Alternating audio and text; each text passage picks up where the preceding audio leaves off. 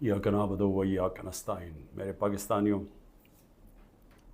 आज मैंने आपसे 3-4 बातें करनी हैं, लेकिन मैं सबसे पहले जो अपनी बात का आगाज़ करना चाहता हूँ वो मैंने जिस चीज़ के ऊपर फ़ैसला किया है कि नैब चेयरमैन के ऊपर मैं 15 अरब रुपए का आज हर्जाना उसके ऊपर डाल रहा हूँ अपने वकील के ज़रिए।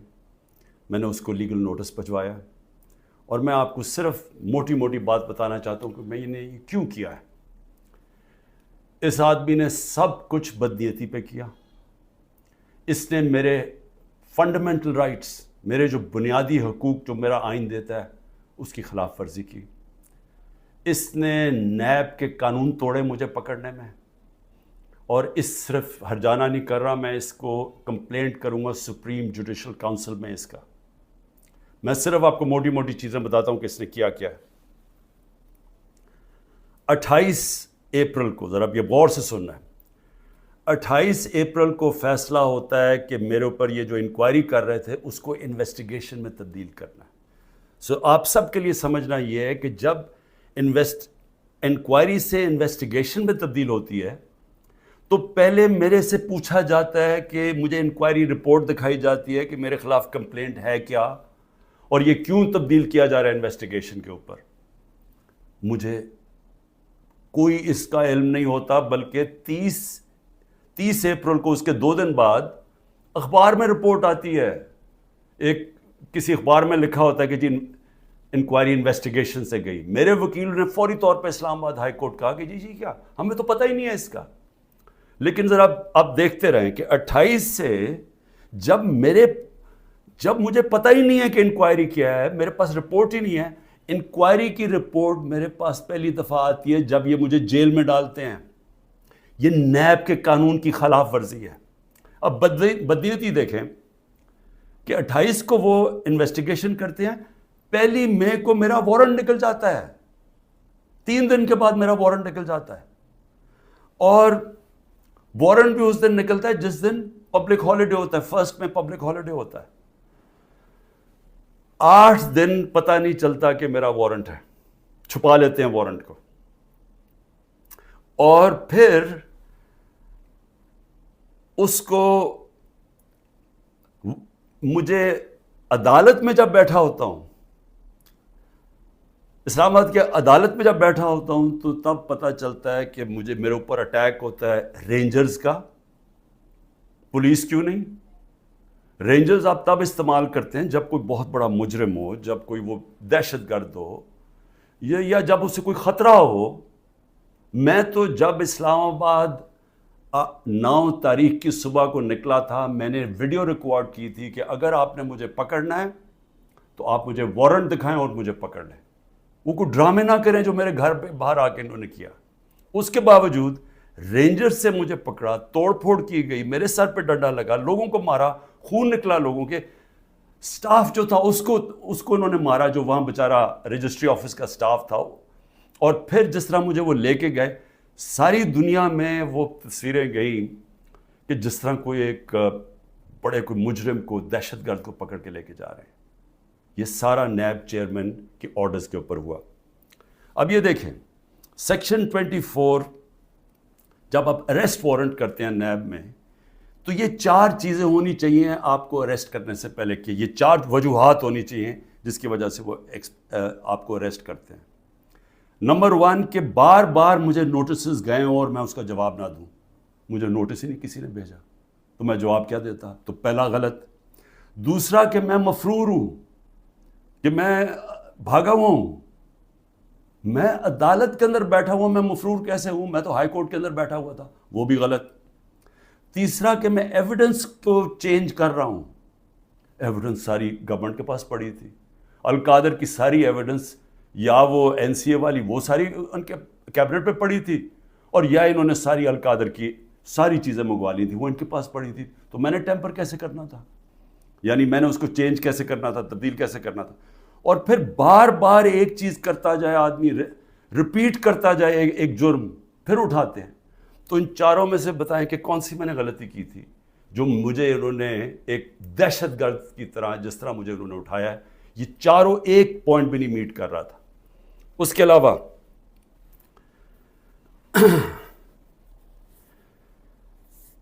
جس طرح انہوں نے مجھے اٹھایا، میں اس لیے ہرجانہ کر رہا ہوں کہ انہوں نے ساری دنیا میں خبر گئی کہ عمران خان کو کرپشن کیس پہ اٹھا لیا. اب یہ یاد رکھیں کہ شوکت خانم کے لیے اور نمل یونیورسٹی کے لیے میرے نام پہ، میری کریڈیبلٹی پہ 10 ارب روپیہ ہر سال اکٹھا ہوتا ہے. اور اس کے علاوہ جو کراچی کا ہسپتال بن رہا ہے وہ 30 ارب کا ہے، یہ تیسرا ہسپتال ہے. اور پھر نمل یونیورسٹی کی ایکسپینشن ہو رہی ہے، اس کے لیے پیسہ اکٹھا کر رہا ہوں. تو ایک آدمی کی جب ساری دنیا میں آپ نے اس طرح غیر قانونی طور پہ کیا تو ساری دنیا میں پیغام کیا گیا کہ عمران خان کسی کرپشن میں ملوث ہے، اور اس کی وجہ سے متاثر ہو سکتی ہیں یہ اربوں روپے کے جو میں ہر سال پیسے اکٹھے کرتا ہوں. اس لیے میں نے اس کے اوپر ہرجانہ کیا، اور اسی لیے میں صرف یہاں نہیں، میں سپریم جوڈیشل کاؤنسل میں اس کی کمپلینٹ کروں گا. یہ بدنیتی کے اوپر ہوا، یہ چھپا کے انہوں نے کیا، یہ پہلے سے پلان تھا. یہ انہوں نے مجھے ذلیل کرنے کے لیے کیا ساری دنیا کے سامنے. آرام سے بھی اٹھا لیتے، پولیس آ کے مجھے پکڑ کے لے جاتی، وارنٹ دکھاتی. میرے پاس کون سی وہاں کوئی فوج تھی یا لوگ تھے؟ تو آخر میں اس چیز کے اوپر میں صرف یہ کہنا چاہتا ہوں کہ یہاں سے پری پلان بنا ہوا ہے کہ کسی نہ کسی طرح عمران خان کو پکڑ کے تو جیل میں ڈالو، تو راستے سے ہٹا دو. یہ پوری تیاری ہے، 150 کیسز ہیں. اور اب یہ حالات ہیں کہ اتنا پریشر ڈالا ہوا ہے انہوں نے کہ میرے وکیل گھبرانا شروع ہو گئے ہیں. پہلے تو انہوں نے سارے کارکن پکڑ لیے ہمارے، اور میں خاص طور پہ وہ 10,000 کارکنوں کے اوپر آج بھی میں اپیل کرتا ہوں، ساری ہیومن رائٹس آرگنائزیشن کو میں اپیل کرتا ہوں کہ اتنا بڑا ظلم ہے کہ ان کو جیلوں میں بند کیا ہوا ہے، ان کو دہشت گردی کے اوپر رکھا ہوا ہے. اس کے لیے ایک شناخت پریڈ ہوتی ہے، اس کے لیے لازمی ہوتا ہے کہ آپ ان کو پروڈیوس کریں. وہ کہتے جی ہمارے پاس عملہ ہی نہیں ہے. وہ شناخت پریڈ ہوتی ہے، اس کے اوپر لے کے ہی نہیں آتی پولیس. ججز آرڈر کرتے ہیں وہ لے کے نہیں آتے، ججز کے آرڈرز وائلیٹ کرتے ہیں. اور پھر کئیوں کو اٹھایا ہوا ان کو پریزنٹ ہی نہیں کر رہے کیونکہ اوپر کیس ہی نہیں لگا رہے تاکہ ان کو عدالت بھی نہ لے جانا پڑے. لوگوں کو بند کیا ہوا ہے چھوٹے کمروں میں، گندے حالات ہیں اس کے اندر، کئیوں کے اوپر تشدد کیا جا رہا ہے. میں سارے پاکستان کے اندر، دیکھیں میں اس وقت سب پاکستانیوں سے اپیل کرتا ہوں کہ یہ جو ہو رہا ہے یہ یاد رکھیں کہ یہ ملک کو ادھر دھکیلا جا رہا ہے. وہ اس ملک کے اندر نفرتیں پیدا کی جا رہی ہیں، ایسی نفرتیں پھٹتی ہیں ملک میں. جب تک ایک پولیٹیکل پارٹی منظم رہتی ہے، ہم کوئی کسی قسم کا ہم نے آج تک 27 سال میں انتشار نہیں کیا. 9 مئی کو میں پھر سے ریپیٹ کرتا ہوں کہ سب کنڈیم کرتے ہیں سارے، کوئی پاکستانی نہیں ہے جو وہ سمجھتا ہے کہ جو جلانا کیا، جو آرسن کی گئی، جو بلڈنگ جلائی گئی، یہ خاص طور پہ یہ جو کور کمانڈر کا گھر، سب اس کی مذمت کرتے ہیں. لیکن کیا کوئی تحقیقات انڈیپینڈنٹ نہیں ہونی چاہیے؟ اور کیا کوئی یہ نہیں کوئی آج تک کسی سے پوچھا کہ جو 25 لوگوں کو ڈائریکٹ گولیاں ماری گئی تھی، نہتے لوگوں کو، کیا ان کو کوئی والی وارث نہیں ہے؟ کوئی پوچھے گا نہیں کہ انہوں نے کیا غلطی کی تھی؟ سب نہتے تھے، سب جو مارے گئے ہیں.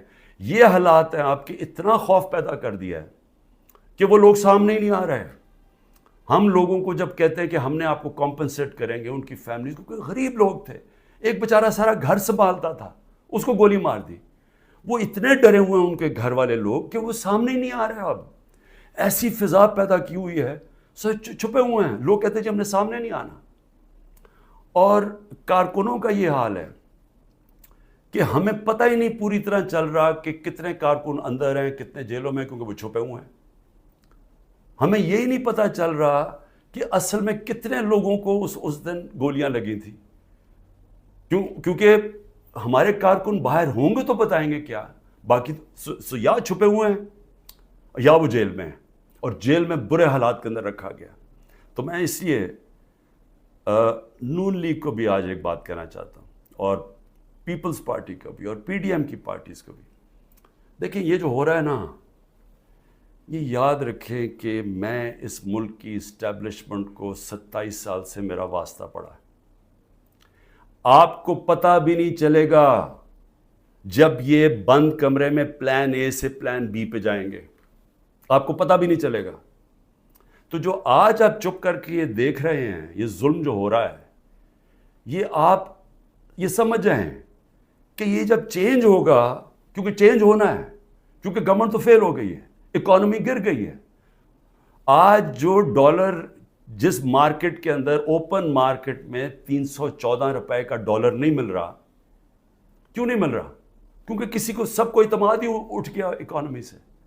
تو اگر یہ حالات ہیں، اور پہلے ہمارے پر سے یہ سب شور مچا رہے تھے 24%، ہماری 12% انفلیشن تھی، مہنگائی ہمارے زمانے میں 12.4% تھی، مہنگائی مارچ ہو گئی تھی، سارے ٹی وی شوز کے اوپر لوگوں کے پاس جاتے تھے، جی بتائیں کتنی مہنگائی ہے۔